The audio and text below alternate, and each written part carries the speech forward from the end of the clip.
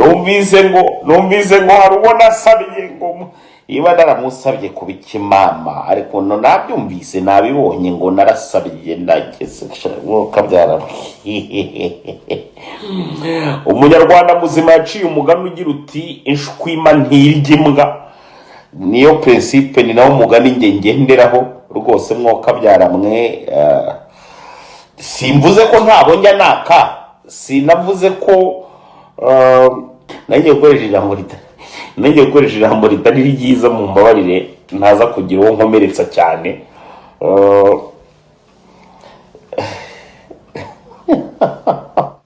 Ara umuntu ubundi koko waramwatse cyane ntabwo wamwatse umva mu kwisukuri twebwe abagabo bari normale urumva kwa kane ibintu byoroshye urumva kandi iyo usabye umuntu ntago ari ibintu bya daje ko jewe sinzi n'uburyo no kuvuga ngo ariko ntago tuya twaka umuntu tutazi tutari wanabona none muri kamere yanjye umukobwa wese nzi neza ushobora kujya kuri social media akavuga ubusa ntago shobora na rimwe no kumuha na attention twahurira hehe hari hose sinshobora kumuha attention kuko nk'uwo nguwo yagukorera ibara riteye ubwoba bano bakobwa bashaka gutwika nyine bashaka kwibonekeza yakubaza ubuzima bwawe bwose impamo ya mungura mukobwa simuzi pe ikindi kandi ntago ari type y'abakobwa nkunda ayakaraba wenda agacya sava ariko ko numvise bisa n'ibyamurakaje ko byamubabaje cyane ko numva bivuga umuntu byababaje cyane bizagenda bito nta kujyana muri ribu gasuko uze kurumva ngewe ibyo ngibyo byambuza gukomeza kubivugaho abwiye ni iki ko hasi hiwe hafite ikibazo abwiye ni uzasanzwe ntabwo ajya kubyumva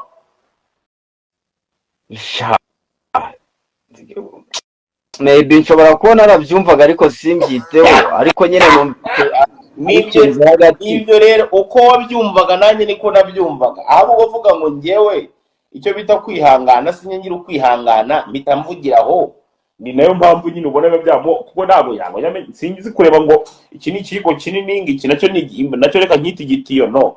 kuko ngewe nkuko ubivuga gutyo ntabwo uramuvuga tuziranye amaso ku yandi bro so nyine urumva nanjye mbyumva gutyo nkumva nyine abantu babivuga kwako n'ukuntu bari ku mihanda uri kumva kuko niwe wagiye witangira ubuhamya agenda avuga abantu yagiye aryamana nabo naryamanye na runaka turatandukana ndyamana na runaka abo bantu rero nabo baza kugeraho ngaho bati buri impamvu intandaro ya byose yatumye dutandukana n'uyu mudamu ni ukubera icyo kibazo mbyumva nanjye gutyo nkuko namwe mubyumva ndabizi biravugwa ahantu henshi ahubwo nareba yo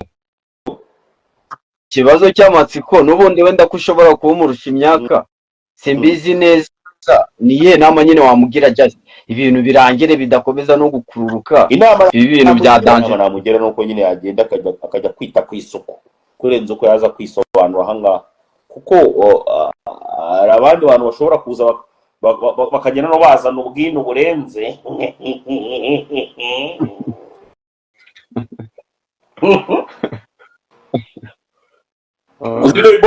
uzire ball ya showbiz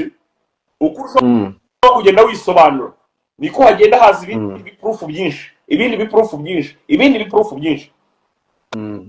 kandi uroka ubizi neza ko utigeze n'ubundi ucibwamo n'umugabo umwe gusa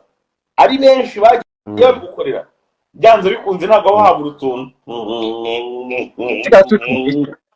ikibazo ni ukumenya nyine ukuri guhari ni ukuwe kuko urumva nta n'umwe uzi ko ari nawe desha ubyumva kuri social media nk'uko umuntu yabyumva mbyumva n'abantu bamuciyemo ubizi neza kandi mbyumva n'abantu bamuciyemo kuko nkurikije uburyo ari kubivuga Mikara asa n'uwababaye kabisa asa n'uwababaye ngituma nyine ugenda kumusebya nuko nyine nuko yakwimye n'iki urumva rero ntago ari level y'abakobwa ashobora kuba nakwaka pe abantu banzi baranga ngo aga yavuze ko utanaza akazi utarenza 2 minutes ariko ibaze kugeza ahantu umuntu w'umugabo unyumvire urwo rugo umugabo umugabo we uwo ni umugabo baryamana umunsi ku wundi niwe wavuze ko ngo ngiye ntashobora kurenza iminota 2. Reka mbabwize ukuri ngemereye imbere y'abantu turabantu bangahe handi turabana 193 nuko ngo bazareke Miki bamwihorere ntibazamumpe sibyo kubera ko agasanzwe abikora azi ko ntashobora gutinda azaze mwereke aganyine azaze mwereke umugabo ushaka kuzamutera nyewe ubu ngubu umuntu bita aga niwe nshaka kuzatera azaze mutere bikomeye oya second kasu aga oya nanone ngo yasabye imbabazi kwa Godfather ariko Dumba n'ujya uneza abano bana reka nkubwize ukuri Dumba yagenda agaterura ibibonetse byose akabizana urukumva agaterura ibibonetse byose akabizana ngo bize ngo bibifinge nanjye agatura ngo ahantu runaka muri Mondisi ngo bize ngo bibifinge nanjye yazanye bya buri kantu ngira ngo urabizi ukuntu byagenze nabo bahise babicika ariko nge niko nkora ubwo ngewe iyo unyiyenje cyangwa se umenyereye uruganda rurimo umwanda niyo mpamvu rero ngewe mba nshaka ko rukumva niba wanyiyongoje nkuvuga igihe kingana n'amezi 6 bro uko bwije nuko bukeye mu gitondo saa 7 nimugoroba ndakuvuga mpaka kereka gusa iyo ukavuga uti bana bino bintu twekeranga nawe ntabwo ushobora nkuvuga amezi 6 icyo bita sasa rero kasuku ikibazo cyanyu cy'abastari ntabwo tumenya ari igihe wenda mamutwikira umuntu ugasanga wenda nka Miki ashobora kuba agiye nko kudutama agafilime gashyashya ande akaba ari akantu mwazanye just kugira tube tubivugaho wenda ari akantu gashagiye kudutama ntabwo narwanyije kuba arimo arashaka ubuzima ntabwo kunyuma ntabwo narwanyije kuba Miki arimo arashaka ubuzima ndetse nta n'ikibazo kibirimo narwanyije ibyo kujyaza atera abantu imbabazi ngo baramusambanyije ngo baramuta ngo barongera baramusambanya ngo none ngo ubu ngubu yabonye noneho ngo aho bamusambanya heza ngo atuje ibyo ntabwo ari ibintu wajya uza kuvuga hano ngwino ukorera amafaranga kuri YouTube bisanzwe ariko utaza ngo ngewe ngo baransambanyaga ngo none uri muri yigisha iki hari igihe mbongera ngo ni blague bimwe nyine by'abastari wenda babikeneye ama views n'ibiki kuko n'ubundi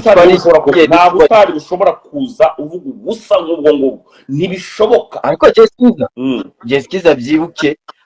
hari igihe nani abantu bo muri ribo bajya bavuga nyine hari igihe bajya kubafata wenda bajya kubabaza kumva baravuze ngo nyine byari ugutwika bashaka ama views sasa twebwe abantu babakurikira ntabwo tumenya ngo Jessica ibintu bimeze bite ukuri ni ukuhe ni ugutwika bisanzwe ni ugushaka ama views cyangwa bimeze bite nicyo kibazo twebwe twigira kabisa ariko wamugane uretse gato nza n'umuntu bita Dumba akabamagara umuntu bita Dumba numve niba ashaka kuza kuri live tuvugane kuri ibi bintu wamugane n'usanzwe unteza inkerebende nabonye n'abantu benshi bamusaba kabisa ngo tizana Dumba kabisa kandi Dumba ni ugira ama version ya danje oya ni wowe waneshe izi nkerebende shaho ubyihorere nta version cyane baba bafite nibyo kuza kaza kunteza zino nkerebende ariko ubwo yagiye agerageza bwose ngira ngo yarabibonye nkubita n'ababarira nkubita mvuna nkubita nzitura vuba vuba musenzi saraje kwitaba serja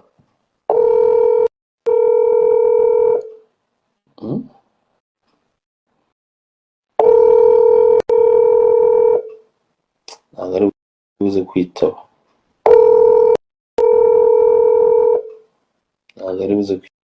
ntabwo arimo aritaba Dumba ariko mwana nawe ubundi uwo nguwo niba yasabye imbabazi sawa ese iyo nsererezo ngo ni Miki mwayiretse bro iyo nsererezo ngo ni Miki mwayiretse bro niko abantu barimo baravuga ariko wamugani ibaze no kuri kw'Imana umukobwa nkuriye wallahi ngo umva ko ngo abagabo dukunda igitsina cyuriya cyo wapi kabisa niyo yakinyongeza niyo niyo yakinyongeza cyakora nkamika ngiye kumusambanya urabizi nashaka gapote 12 Oh yes. 12 nabwo amazuru yanjye nkayapfukisha udupfukamunwa 9 kugira ngo wumve uburibwe bwabyo bro. Kandi utabizi nawe arabyumvisha hano wasanga nawe umuramani akaba ari abantu bamuharabika koko se ariko we nta n'ugureba ntabwo amaso yawe aguha uretse gato nkwereke ntabwo amaso yawe aguha ntabwo amaso yawe aguha wowe oh yes simbizi njyewe wenda ayo maso yo kureba umuntu wamenye ko wamura cyangwa nuka ntabyo nzi gusa igihari kumenya ese abo batipe babikubwiye bo byari bimeze ugomba kubanza ukamenya ngo hari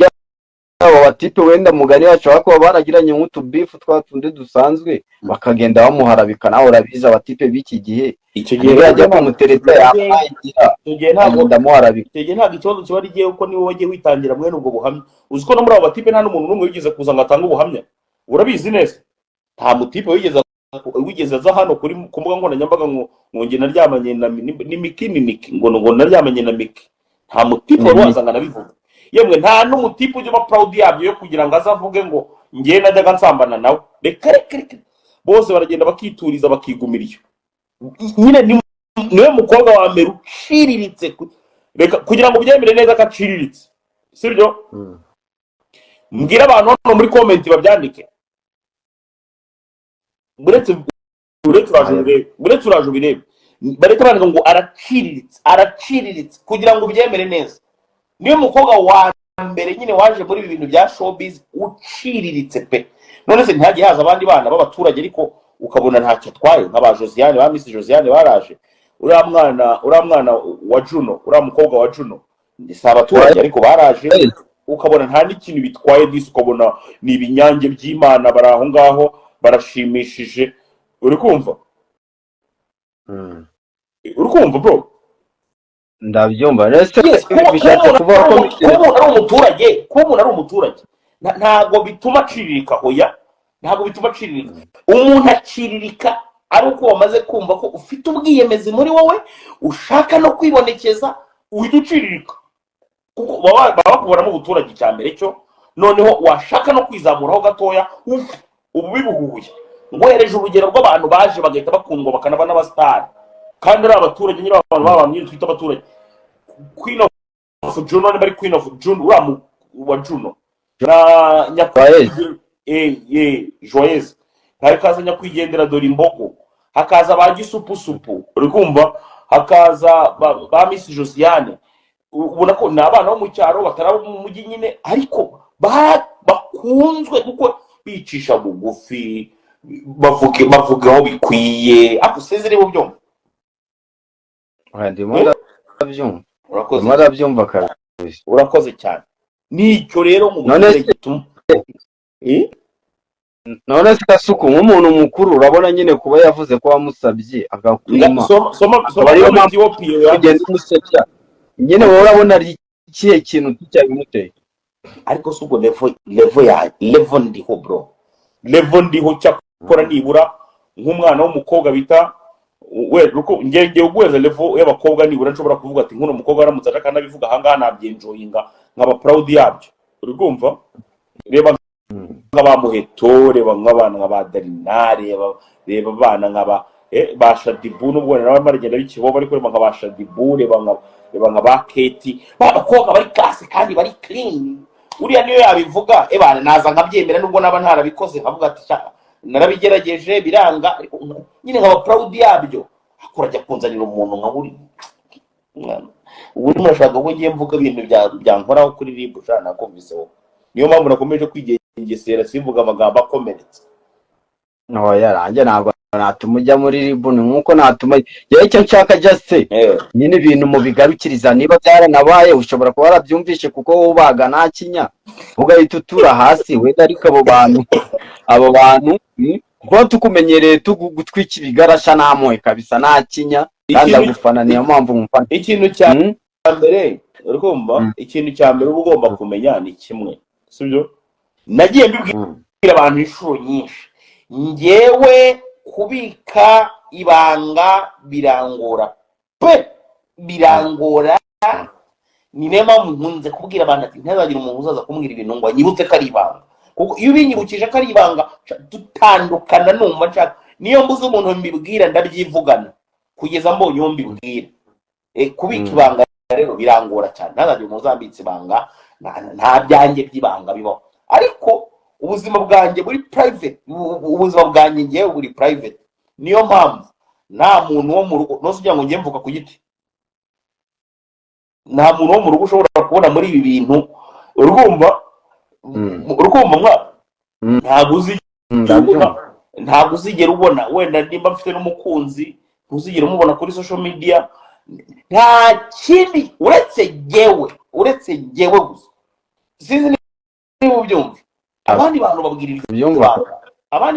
iryo banga ukavuga ati sasa rero niba ushaka kwirinda nyine ko abantu bazagukoma cyangwa se bakakubabaza n'ibiki byose, irinde kutuzaniramo ubuzima bwawe. Nta muntu ukeneye kumenya ubuzima bwawe, nta muntu ukeneye kumenya ngo abo wasambanye nabo. Ese iyo bitubwira bitwongerera iki? Sinzi niba ubyumva. Ndabyumva, ariko ikintu cyari ngiye uretse gato nose twe ntidusambana, turasambana bikomeye cyane, ariko birangirira aho twasambaniye nkagaruka kuri social media ndigasuka. Ariko iyo ndi mu cyumba mba nigishwe izo mipango byarangira ngo ngira nkagaruka ndigasuka. Ntushobora no kumenya ni ikibazo kugiye ikibazo mfite nuko abantu bazaza nyine bakaguha just bakakubwira ibihuha, and then nawe ugahita ugatwika ukaba utarabona nyine version ya nyayo tu. Inkuru z'ibihuha nose ugira ngo uza amakuru bafite buriya bafite amakuru menshi cyane y'ibihuha, ngiye ibihuha nyibonye ndakibona. Ariko iyo abantu bakubwiye, uwa mbere akakubwira ati ariko rero umuvandimwe, niyo tugiye gukina filime ukicara yabumbura amaguru ho gato ebane ubugira ngo ni igisebe cy'umufunzo, ndavuga nti sawa guhabitse mu mutima. Ikindi gero umwe mu bantu nzi banamuciyemo nabo barabivuze, ndiherera ndarira. Niwo munsi narize amarira nyayo kabisa yo kuvuga ngo hano ndize mbabaye. Nk'uyu muntu wagakwiye kuba arimo arakina izo filime ze agatunga abana afite, gute ashobora kujya ku nkoranyambaga kujya kwisebya avuga ubusa agira gutagira gute? Hano kuri social media kugira ngo ari umuntu ugira impuhwe bro, uzango ngo arakugirira impuhwe ngo kubera ko ngo wasambanyijwe n'abantu bagera muri veni, ngo noneho ngo ubwo ukaba ufite ngo kandi kabwa kagusambanya, ugira ngo ari umuntu wikugiriramo impuhwe cyangwa baraguseka bakabona kuri kijeje wowe ukagira ngo ni Bora ajya bivuga Kasuku. Arabivuga cyane, no twabimenye gute? Kembaga ni wabantu just bajya bakuza nyine mu matwi bakakubwira utuntu. Arabivuga cyane, abantu bose barabizi hano, abantu bose nta muntu utabi arabivuga cyane. Noneho yagiye guclosinga arimo ararira ngo abantu bavuga ko ngo mama wafunze. None se tubikoreye iki ibyo bintu koko? Niwe ugenda azana ibyo bintu, ndabizi neza ko ibyo bintu byo kuba ngo mama wafunze utaruna biteze ko wenda bishobora kuba byavuga, ariko ukumva umuntu aragenda abizana. Urumva ko turi urumurikira hanze. Jeskiza, ariko hari igihe umuntu avuga ibintu just bitewe n'igikomere wenda kibuka yabivuze atari yo message yashakaga gutanga. Nta igikomere cyahe ariko shaka igikomere cyahe uragira ngo aba bana b'abakobwa uretse ibyo kwigira ariko nta bikomere bafite bro. None se umuntu kugira ngo yiyomore igikomere yishora mu busambanyi, kugira ngo umuntu yiyomore igikomere wigira indaya, kwiyomora igikomere ugana Imana, ujya mu rusengero ukiragiza Uwiteka, Uwiteka akaba ari we mwungeri wawe. Ntabwo kwiragiza, ntabwo kwiyomora ibikomere uzano kuri za YouTube nguje kuvuga ubusa. Niba mbesha mw'abantu mwe mumbabarire mumbwire ngo ndabeshya. Kwiyomora ibikomere waba ufite byose si ukwiragiza Imana, cyo cyambere. Urukumva bro Jeskiza, ariko nabo bantu buri abo bakoresha interview nabo bafite ikibazo. none se mbere yo kurekura ikiganiro sibakora editing kuki batabikata ngo babikuremo kandi ibyo ngibyo aba ariyo topic ahubwo umwana aba ashaka